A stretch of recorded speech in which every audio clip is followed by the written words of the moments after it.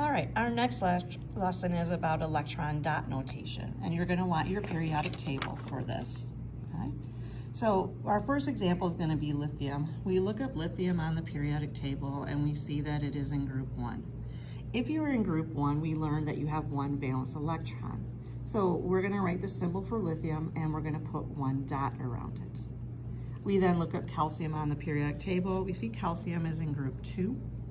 That means that it has 2 valence electrons. So we're going to put one dot on top and one dot to the side. Now remember, we're going to realize that there are going to be 4 faces or 4 sides to this symbol. And just like in our last unit, we want to spread electrons around each side before we start partnering up. As you will see with nitrogen, nitrogen is in group 5. So it means it has 5 valence electrons. So we're going to go 1 on top, 2, 3, 4, and then we'll come back and we'll partner it for 5. And then neon is in group 8. It obeys the octet rule, but we still go 1, 2, 3, 4, and then 5, 6, 7, 8. So please make sure that you put 1 on each side. The octet rule is very important. We always want 8 valence electrons to be happy. And hydrogen, though, only needs 2 because hydrogen is in period 1. So based on this, we are going to be able to write something called Lewis structures. Now, Lewis structures are for covalent compounds only. Okay, they're for molecules. And remember, covalent compounds mean non-metal with non-metal.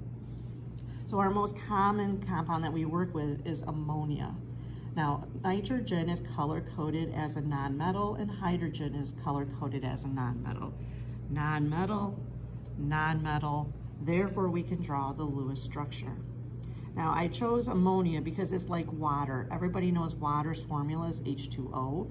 Ammonia is NH3. It's just something that people commonly know. Okay? In this formula, we have to see that we have 1 nitrogen and we have 3 hydrogens. In order to do this, okay, we have to figure out who the central atom is going to be. Now, a central atom only occurs if there are 3 or more atoms present. So in this picture, we have 1 nitrogen and we have 3 hydrogens. 1 plus 3 is 4, so we have a total of 4 atoms. So we're going to have to figure out the central atom. And there are a couple of ways that you can do this, right? The first way is, oh, there's only 1 N in the formula. Obviously, that's got to be the center. Or we generally say, whoever's closest to group 4, right? We like group 4 to be the central atom because if you're in group 4, then that means you have 4 valence electrons. And that means when you draw the electron dot, you have 4 dots, 1 on each face. But let's just go here with nitrogen. It's closest to group 4, and there's only 1 atom. So I look up nitrogen on the periodic table. Nitrogen is in group 5. I put my 5 dots, 1 on top, 2, 3, 4, and come back and double up. This would be our beginning picture. Now, when we look at this picture of nitrogen, we know that everything likes to be paired. Electrons want to have a partner. And these guys up here are already partnered together, so we don't want to mess with them.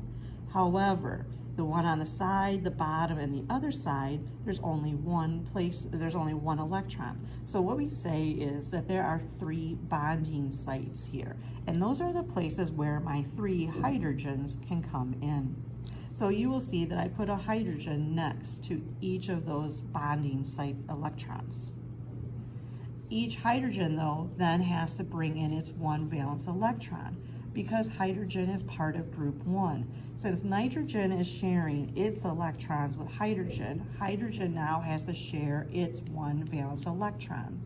And so this hydrogen on the left has to bring in its 1 electron. Now I'm using an X here just so you can see where I brought it in. You don't have to use X's. Okay? But hydrogen is going to partner up its 1 electron with nitrogen's.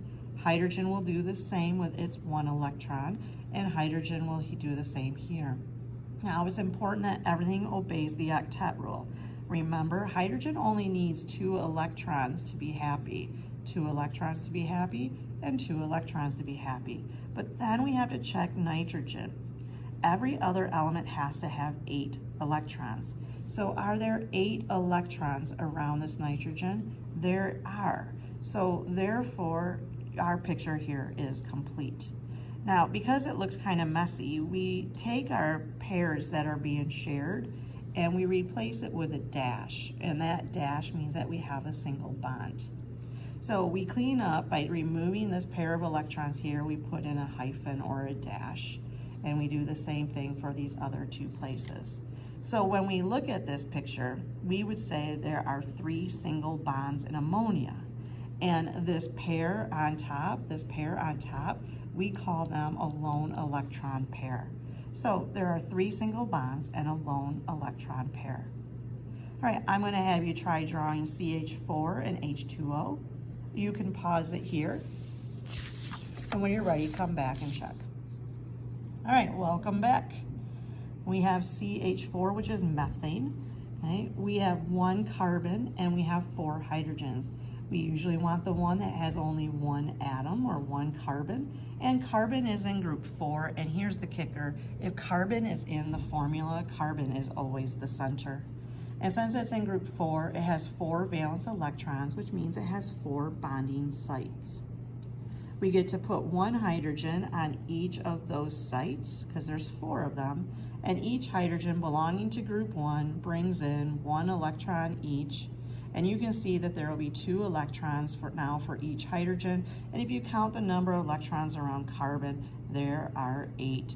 And we clean up the picture to look like this. Now, you don't have to show me all of these steps. You just have to show me how to get to here for now. If we look at water, we have 2 hydrogens, we have 1 oxygen. Oxygen is going to be the center because there's only 1 of them. And it's closer to carbon on the periodic table. Oxygen here is in group 6, so it has 6 valence electrons. So I went 1 on top, 1 on the side, 1 on the bottom, 1 to the left. And then I went up for 5 and over for 6. So here I see I have 2 potential bonding sites and I have 2 hydrogens, so I bring in my 2 hydrogens. Each hydrogen is in group 1. They both bring 1 valence electron to the party. You then see each hydrogen has 2, and if you count 2, 4, 6, 8, you have 8 electrons around oxygen, and we clean it up by putting in dashes. All right, so what I'm going to have kiddos do is I'm going to have them try number 39 here. I would like for you to try these, sketch these out, and then send me an email with a photo or post it in Google Classroom or whatever way works best for you.